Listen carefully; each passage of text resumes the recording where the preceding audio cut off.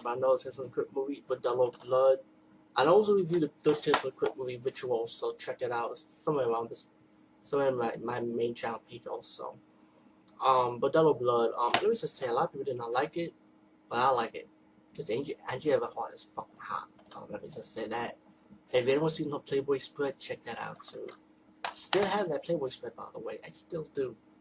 Maybe showcase that. Come on, how many guys that on YouTube showcase their Playboy spreads? I mean, comment below the box if you want to see Playboy spreads. Let me know. Yeah, those were when I was with my dad. He used to collect them, you know. So I still have them saved up. So I don't know why.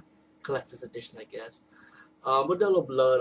This is the second Tales of the Crypt movie, and you got the movie to start out with this expedition to a tomb, and this midget, he opens the tomb of Lilith, the vampire, and she started killing people in the expedition, except for the midget, because he had to control her, you know. And then it cuts out to the Tales for the Crypt Keeper and the mummy making bets. Like, I think the mummy wanted his territory, so he cuts his hands and stuff. The Crypt Keeper, it didn't phase the Crypt Keeper, he was just laughing it off. Then you got the story as these two guys, two friends, decided to go to this bordello because they want to get laid. They're getting killed. And later on, you find out the sister can't find her brother. She goes to the sheriff. Doesn't know what happened to her brother. And this detective played by let me check. I was confused with this guy's name, Dennis Miller. I keep thinking Bill Murray, but it's Dennis Miller. Says she's gonna help out for her brother. So he started doing this investigation of bordello. He started seeing some strange going on. And then when he went to the coffin thing, he goes to the bordello.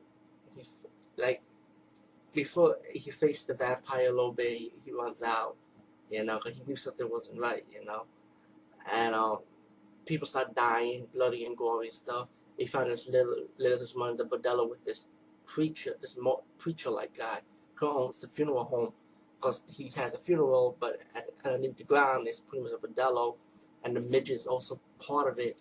Later on, you find out that the woman who works for a church for this Avalanches, I can't say the long name of it for it. She works for a popular priest in a television program, and you know, he's like a fake priest, you know, he just want money and stuff. But then you find out that fake priest also is working with the vampire too and stuff, making money and stuff, so he was on it too.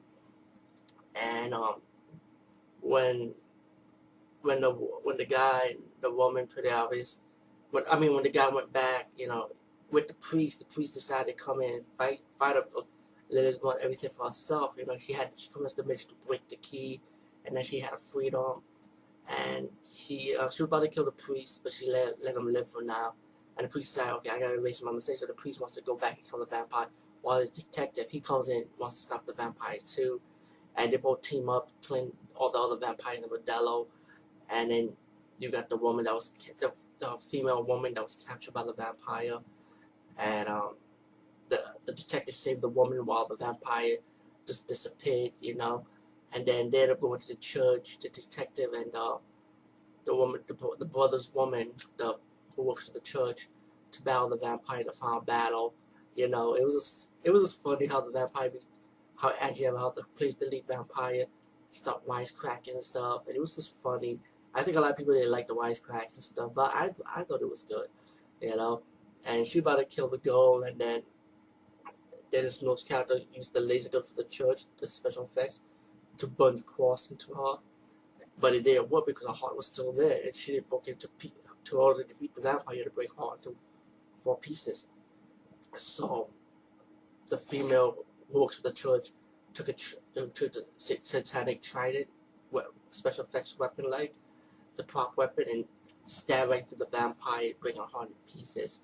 And then you get your twist ending, which I didn't like the twist ending though. I thought it was stupid because it's like, that's when the woman who works for the church, right?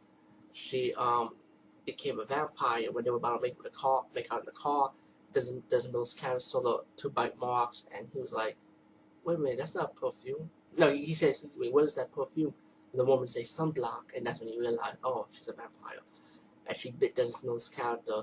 I didn't like that ending because it's like, you wanted a happy ending for it, because you want one survivor. Just like the first movie, you had one survivor in the first movie. Why not the second movie? But nope, she became a vampire and killed Desmond's character. But all in all, whatever. And then you get Astro with the tales from with the Crypt Keeper, and she got revenge on the mummy, which was funny, by the way. Anyway, but Yellow Blood, check it out. But of course, get the two double features with it. Get 2 for 1, so why not? And also, pick up the DVD version of Ritual. I think it came out on Blu-ray now, but pick this version up. I also had the intro outro for the Crypt Keeper, which was alright though. But this movie I did enjoy though. So yeah. Anyway, guys, peace and see you later, alligator.